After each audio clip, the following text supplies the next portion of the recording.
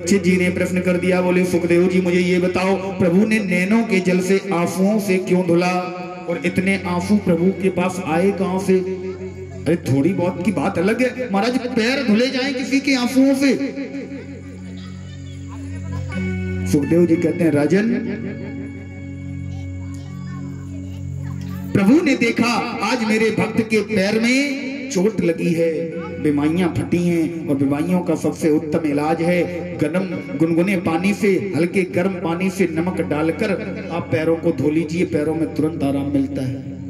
आंसू में क्षार होता है, नमक होता है, निकलते हैं जब दुख के आंसू तो गर्म होते हैं। आज प्रभु ने सोचा किससे बोले पानी गर्म करने को, किससे बोले नमक डालने को। महाराज अपने ही आंसुओं से नमकीन गर्म पानी से आज सुदामा के चरणों को धो डाला। तो इतने आंसू आए कहां से? त्रेता युग में जिस समय जटायु जी महाराज गोद में लेटे हैं, जटायु जी महाराज के पंख कटे हैं, जटायु जी महाराज प्रभु से कह रहे हैं, प्रभु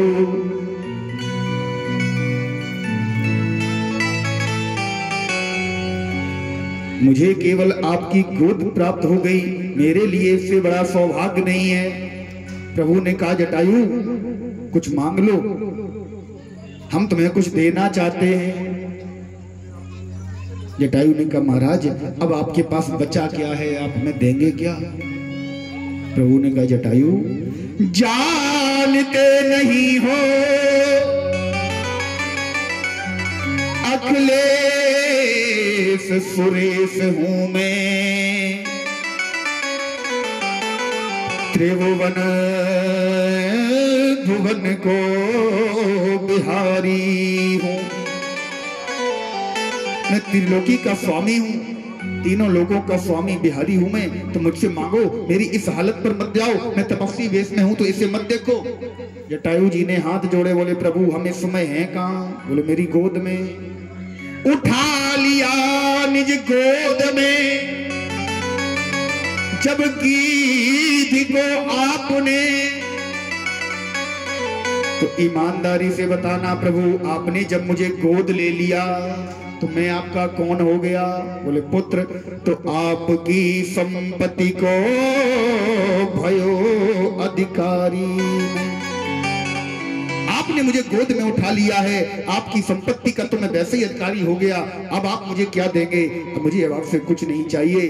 तो राम जी कहते हैं, धन हो जटायु, धन है तुम्हारी लीला, धन है तुम जैसा भक्त। आज जटायु जी के पंख कटे हैं, शरीर पर घाव हैं। तुलसीदास बाबा लिखते हैं, जले भर नयन कहे रघुराई, रोना आ रहा है राम जी को, लेकिन राम जी एक भी आंसू गिरने नहीं दे रहे। क्यों? क्योंकि आंसू में नमक होता है महाराज, आंसू में क्षार होता है।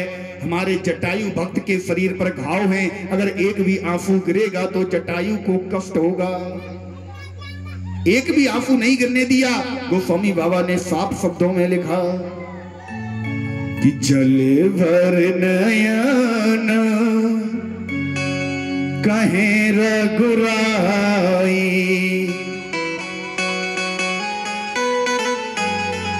तात करम तैं निज गति पाई। हे तात, हे पुत्र, तुमने अपने कर्मों से इस गति को पाया है। आज परमात्मा ने एक भी आंसू को नहीं गिरने दिया और एक भक्त के लिए आंसुओं का सैलाब खड़ा कर दिया। महाराज आज दोनों भक्त और भगवान, दोनों मित्र महाराज कन्हैया और सुदामा बड़े प्रेम से मिल रहे हैं, एक दूसरे से वार्तालाप हुई। एक बड़ी ही सुंदर झांकी सुदामा जी की आपके सामने प्रस्तुत की जाएगी। महाराज दोनों मित्र बड़े ही प्रेम से एक दूसरे से मिलाप कर रहे हैं। उस दृश्य को आप लोग सचित्र यहाँ पर देखेंगे।